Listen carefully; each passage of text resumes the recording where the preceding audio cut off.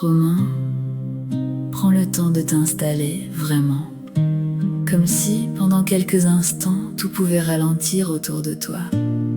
Et pendant que tu te poses là, commence à respirer doucement, profondément. À chaque inspiration, laisse l'air ouvrir un peu plus d'espace en toi. Comme si ton souffle venait créer de la place, du calme, de la fluidité. Et à chaque expiration, laisse circuler. Laisse le corps retrouver son propre rythme, comme une vague tranquille qui entre et qui repart encore et encore. Peut-être peux-tu imaginer maintenant un endroit paisible, un endroit simple, vivant, apaisant. Un lieu où l'on peut marcher doucement, respirer librement, regarder au loin. Et pendant que tu t'installes dans cet endroit intérieur, quelque chose commence déjà à s'adoucir, à se déposer, à s'organiser autrement. J'aimerais te raconter l'histoire d'un homme qui avançait avec un sac très rempli. Dans ce sac, il y avait 1000 choses, des idées, des responsabilités, des élans, des questions, des choses importantes et d'autres devenues inutiles. Et plus il avançait, plus il ajoutait encore. Comme s'il fallait toujours garder tout avec soi, toujours être prêt, toujours penser à tout, toujours rester en mouvement. Au fil du temps, ce sac était devenu très lourd, alors un jour, sur son chemin, il a croisé un jardinier. Un homme calme, qui l'a regardé avec douceur, puis lui a dit « Tu sais, ce sac n'a jamais demandé à être porté entièrement. » L'homme a souri, sans trop comprendre.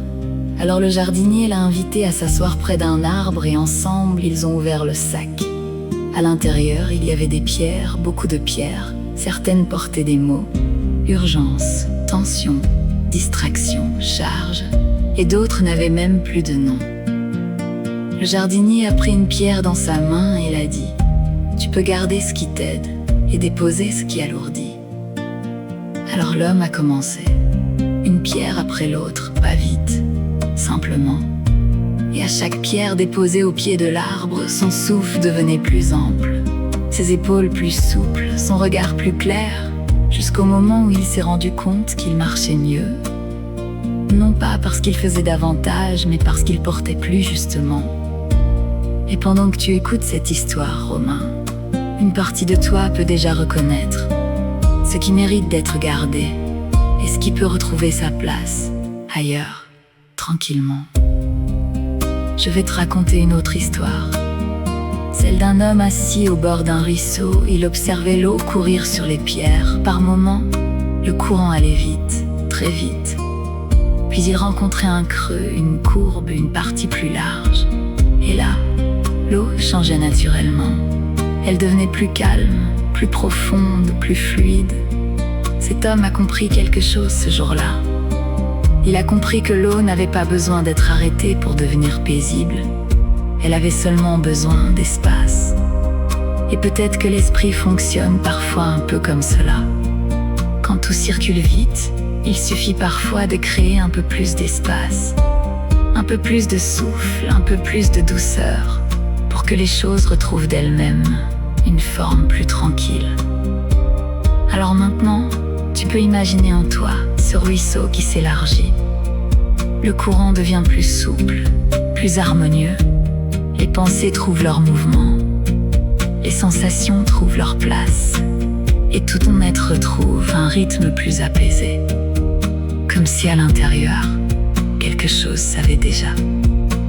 Comment revenir au calme?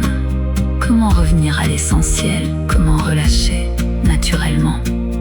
À partir de maintenant, tu peux laisser grandir cette capacité, celle de desserrer, celle de respirer plus librement, celle de déposer ce qui pèse pour garder ce qui compte. Et plus tu laisses faire, plus tu retrouves de clarté, de présence, de stabilité. Dans un instant, tu vas pouvoir revenir avec cette sensation nouvelle d'avoir plus d'espace en toi, plus de calme, plus de fluidité. 1. Le corps se réveille doucement. 2. La respiration s'ouvre agréablement. 3. L'énergie circule librement. 4. Tu reviens ici, plus léger, plus posé. 5. Tu peux ouvrir les yeux.